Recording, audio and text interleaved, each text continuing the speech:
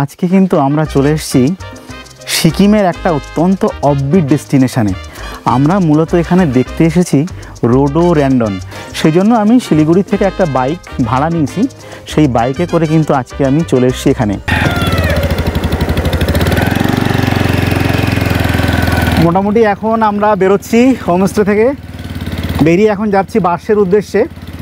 বার্সেতে আমরা পৌঁছানোর আগে আমরা পৌঁছাবো হিল্লেতে। হিল্লে থেকে একটা ছোট্ট 5 কিলোমিটারের ট্রেক আছে, সেই ট্রেকটা কমপ্লিট করে আজকে আমরা ব্যাক করব নামচি।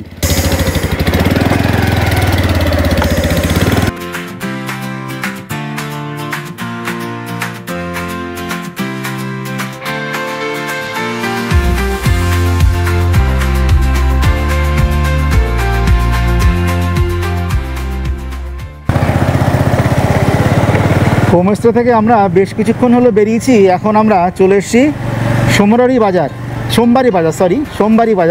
সোমবারি লাদাখের ওইদিকে একটা জায়গা আছে, তার সঙ্গে এই সোমবারি জায়গাটার আমার একটু গুলিয়ে যাচ্ছে, বারে বারে প্রোনাউন্সিয়েশনের প্রবলেম হচ্ছে। আপনারা সোমবারিটাকে মনে রাখবেন। এটা আমরা ক্রস করছি সোমবারি বাজার। এখান থেকে আমাদের যেতে হবে হিল্লে। এখান থেকে অ্যাপ্রক্স ওই 18 থেকে 19 কিলোমিটার হবে। ঘণ্টাখানিকের মধ্যে আমরা পৌঁছে যাব হিল্লেতে। তো আপনারা চাইলে এই সোমবারি বাজারেও এসে থাকতে পারেন। এখানে হোটেল, হোমস্টে এগুলো তো রয়েছে দেখলাম যাওয়ার পথে। আর আপনারা চাইলে আমরা যে জায়গাতে রয়েছি সেখানেও কিন্তু আপনারা আপনাদের রাত্রিবাস করতে পারেন। কিন্তু এই জায়গাটা তুলনামূলক একটু ঘিঞ্জি, যেহেতু যে কোনো একটা শহরের যখন আপনি প্রাণকেন্দ্রে আসবেন সেখানে তো একটু ঘিঞ্জি হয়। আপনারা চাইলে এরকম জায়গায় থাকতে পারেন। আর যদি ফাঁকা নিরিবিলি এলাকায় থাকতে চান তাহলে আমরা যে হোমস্টেতে ছিলাম সেখানে থাকতে পারেন। এখান থেকে যাচ্ছি বার্সের উদ্দেশ্যে। বার্সে পর্যন্ত কোনো গাড়ি চলে না, এটা হচ্ছে লাস্ট হচ্ছে হিল্লে পর্যন্ত আমাদের বাইক এইভাবে যাবে।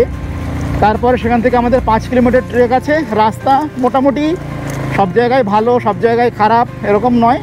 মোটামুটি ধরেন যদি রাস্তার আপনার 70% এরিয়াতে রাস্তা ভালো, আর টুকটাক 30% এরিয়াতে কম বেশি রাস্তা একটু খারাপ রয়েছে। রাস্তা খুব একটা চওড়া নয়, সংকীর্ণ রাস্তা এইটুকু বলবো। আর আমরা যেখানে ছিলাম সেখান থেকে এই জায়গাটা কিন্তু পুরোটাই চড়াই, কন্টিনিউ উপরের দিকে উঠছি। বাইকে করে বার্সে যাওয়ার পথে এই জায়গাতে দাঁড়ালাম, এত সুন্দর লাগছে। না দাঁড়িয়ে আপনাদের না দেখালে বিষয়টা কিন্তু একটু অন্যায় হবে।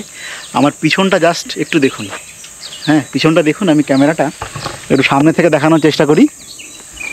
কি সুন্দর লাগছে, কি সুন্দর লাগছে। বিশেষ করে এই যে সারিবদ্ধভাবে যে গাছগুলো রয়েছে না, এই গাছে একটা অন্য রকম পরিবেশ কিন্তু তৈরি করেছে, খুব সুন্দর লাগছে। তার পাশে এই যে সামনে জায়গা, এই জায়গাগুলো দিয়ে চাষাবাদ হয়েছে।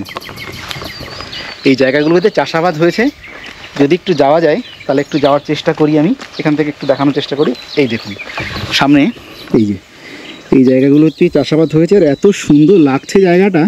আর এখান থেকে পাহাড়ি যে ঘরগুলো সেইগুলো, আমি প্রথমে ভাবছিলাম জায়গাটা কেমন হবে না হবে, কিন্তু মোটামুটি জোরথাং ছেড়ে আসার পর প্রাকৃতিক সৌন্দর্যের হার এরকম হারে বেড়েছে যেটাকে কিনা ভালো না বলে আর পারা যাচ্ছে না। কি সুন্দর লাগছে দেখুন। আর আমার ওই গাড়িটা এখানে একটু দাঁড় করিয়েছি, আর ওই যে দাদা একটু হাঁটাহাঁটি করতে উপরের দিকে গেছে। তো দুর্দান্ত। আর দেখি গাছে না কি একটা হয়ে রয়েছে, এই গাছে কি যে একটা হয়ে রয়েছে, কি ফল আমি ঠিক নাম জানি না। আপনাদের দেখাচ্ছি, আপনারা যদি জানেন কমেন্ট করে জানাবেন। আর কোনো লোকাল লোকজনও নেই যে আমি এটার নাম জেনে আপনাদের বলবো।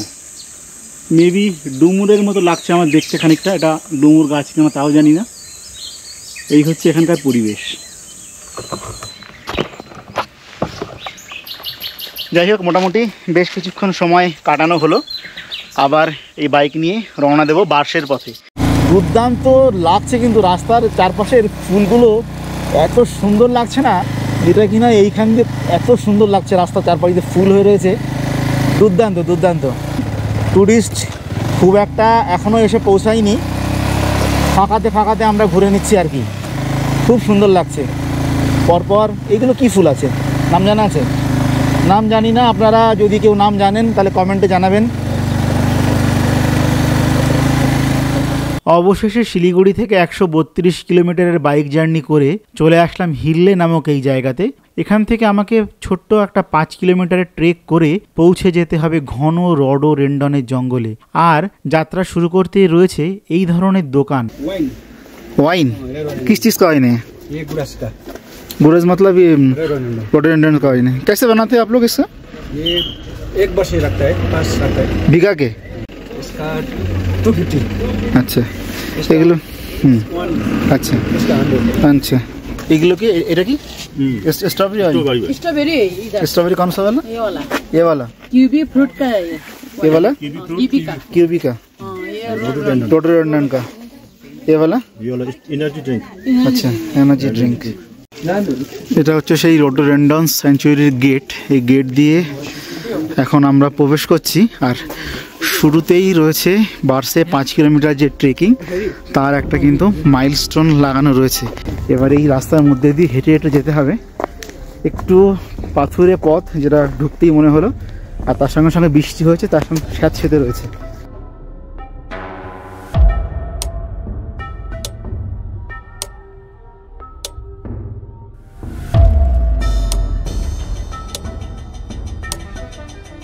এইভাবে চলতে চলতে শুরু হলো 3-4 ফুট সরু এক পাহাড়ি রাস্তা। পাহাড়ের গা বেয়ে নেমে এসেছে এই রাস্তা। আর দুপাশে ঘন অরণ্য। আর এই অরণ্য সূর্যের আলোকে ভিতরে প্রবেশ করতে বাধা দিতে চাইছে সর্বশক্তি প্রয়োগ করে। প্রকৃতি যেন এখানে কিছু একটা লুকাতে চাইছে, তার কোনো গোপন রহস্য ঢেকে রাখবার জন্য। গাছের গা জুড়ে জমে রয়েছে মোটা মোটা শ্যাওলা। আর চারিপাশে এক অদ্ভুত নিস্তব্ধতা। আর শুধু মাঝে মাঝে ভেসে আসছে অচেনা কোনো পাখির ডাক। কখনো দূর থেকে শোনা যাচ্ছে, আবার কখনো একদম কানের পাশে এসে বলে যাচ্ছে, ফিরে যাও, এখান থেকে ফিরে যাও। এ পথে আমি একাই হাঁটছি। হয়তোবা বোকামি করছি, হয়তোবা সাহস বেশি দেখিয়ে ফেলছি। কিন্তু বলুন তো, এই পথে যদি না আসি তাহলে এই অপূর্ব সুন্দর রডোডেন্ড্রন গাছগুলোকে দেখব কি করে?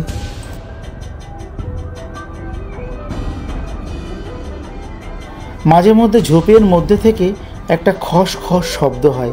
পিছনে তাকাই, কিন্তু কিছুই তো দেখতে পাই না। এই জঙ্গলে নাকি মাঝে মধ্যে ভল্লুক দেখা যায়। স্থানীয় লোকেরা তো তেমনই বলে। রাতের বেলাতে তো এইখানে কেউ আসে না, এমনকি দিনের বেলাতেও লোক একা আসতে ভয় করে এই জঙ্গলে। মাঝে মধ্যে মনে হচ্ছে এই জঙ্গল যেন তার অচেনা অতিথিকে কোনো মতেই মেনে নিতে চাইছে না। আমি এখন বুঝতে পারছি এখানে আমি একা নেই, জঙ্গল আমাকে চুপি সারে দেখছে। তারপর হঠাৎ করে সব শব্দ থেমে যায়। না পাখির ডাক, না বাতাসের শব্দ, না জঙ্গলের নিঃশ্বাস। সমস্ত কিছু পার করে এই ভয়ঙ্কর সুন্দর ট্রেক কমপ্লিট করে আমরা পৌঁছে যাই রডোডেন্ড্রনের সেই অপূর্ব জঙ্গলে। তো অবশেষে অনেক খাটাখাটনির পরে, শিলিগুড়ি থেকে প্রায় 140 কিলোমিটার গাড়ি চালিয়ে আসার পরে অবশেষে চলে এসেছি কিন্তু সেই বার্সের সেই রডোডেন্ড্রনের এলাকাতে। চারিদিকে যেদিকেই চোখ যাচ্ছে শুধু রডোডেন্ড্রনস আর রডোডেন্ড্রনস। এই পিছনের এই রাস্তা দিয়ে হেঁটে গেলেও কিন্তু প্রচুর জায়গা দেখা যেতে পারে। এখানে লোকজন যাচ্ছে, কথা বলছি, কথা শোনা যাচ্ছে। তো আর কাছ থেকে একটা আপনাদের ফুল দেখাই, এই দেখুন।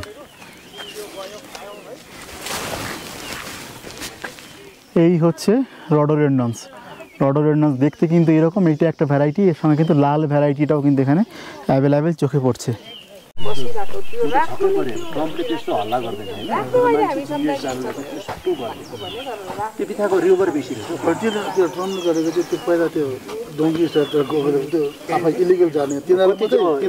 যে জায়গাতে ছিলাম সেখান থেকে একটু এগিয়ে আসতেই এই লেকের পাড়ে কিন্তু প্রচুর গাছ রয়েছে, যেটা কিনা খুব সুন্দর লাগছে এখান থেকে। আর এই গাছগুলোতে কিন্তু প্রচুর ফুল কিন্তু এখনও হয়েও রয়েছে। আমার পিছনে যেগুলো দেখছেন এইগুলো রডোডেন্ড্রনস। আর ঠিক লেকের এই পিছনের দিকে গাছ রয়েছে, সেগুলোতে প্রচুর ফুল হয়ে রয়েছে, প্রচুর ফুল হয়ে রয়েছে। দুর্দান্ত লাগছে, বিভিন্ন ভ্যারাইটির আর কি, মানে পিঙ্ক, রেড, ইয়েলো দেখলাম। পার্পেল আমার চোখে পড়েনি এইখানে অন্তত, কিন্তু রাস্তায় দু একটা গাছ কিন্তু পার্পেলও দেখেছি।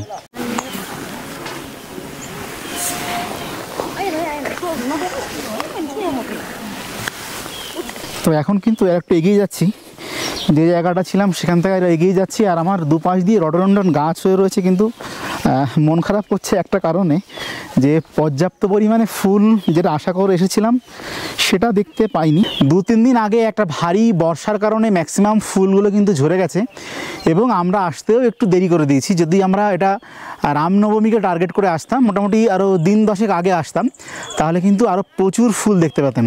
বার্সের এই 5 কিলোমিটারের ট্রেকটা কমপ্লিট করে একটু আগেই আমি নেমে এসেছি। ওই পিছন দিক দিয়ে যে গেটটা দেখা যাচ্ছে ওখান দিয়ে কমপ্লিট করে নেমে আসতে হয়। এবার আপনাদের সামনে আমি বলি এই ট্রেকে আপনি কি করবেন কি করবেন না। মোটামুটি এটা 5 কিলোমিটারের ট্রেক, যেতে 5 কিলোমিটার, আসতে 5 কিলোমিটার। ট্রেক যে খুব একটা কঠিন সেরকম নয়, কিন্তু ট্রেকটা পুরো জঙ্গলের রাস্তার মধ্যে দিয়ে, সংকীর্ণ রাস্তা, তার মধ্যে দিয়ে আপনাকে হেঁটে উঠতে হবে। সঙ্গে যদি কোনো বয়স্ক লোক থাকে তাহলে আমি বলবো এই ট্রেক তাদের না করাই, কেননা সরু রাস্তা, অনেকটা হেঁটে উঠতে হবে, আবার হেঁটে কিন্তু আবার নামতে হবে আপনাকে। এই জিনিসটা মাথায় রাখবেন। আর অবশ্যই ট্রেকে যাওয়ার আগে রেইনকোট এবং ছাতা, সবথেকে ভালো হয় রেইনকোট সঙ্গে নিয়ে গেলে, কেননা এখানকার ওয়েদারের কোনো আপনার ওয়েদার প্রেডিকশান আপনি করতে পারবেন না, যে কোনো সময় কিন্তু বর্ষা নেমে আসতে পারে। মোটামুটি আমরা এই ভার্সের যে ট্রেকটা আজকে করলাম হচ্ছে এপ্রিলের 20 তারিখে। ফুল যে খুব প্রচণ্ড পরিমাণে দেখতে পেয়েছি সেরকম নয়, লোকাল লোকজনের সঙ্গে কথা বলে জানতে পারলাম যে বললো যে আরও যদি আপনারা 10-15 দিন আগে আসতেন তাহলে ফুলগুলো আরও বেশি দেখা যেত। 10-15 দিন আগে, তার মানে হচ্ছে আপনার ওই এপ্রিলের 5 থেকে 7 তারিখ, এই তারিখের মধ্যে আসতে পারে ম্যাক্সিমাম ফুলগুলো কিন্তু দেখা যায়। আপনারা পরবর্তী দিনে যারা এই বার্সের ট্রেক করবেন কিংবা এই রডোডেনড্রন স্যাংচুয়ারি দেখতে আসছেন, তারা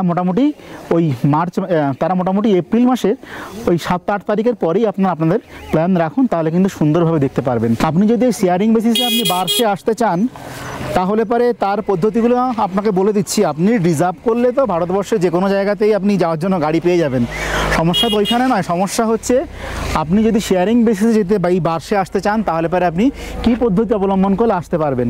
এনজিপি থেকে আপনি জোরথাঙের গাড়ি পেয়ে যাবেন।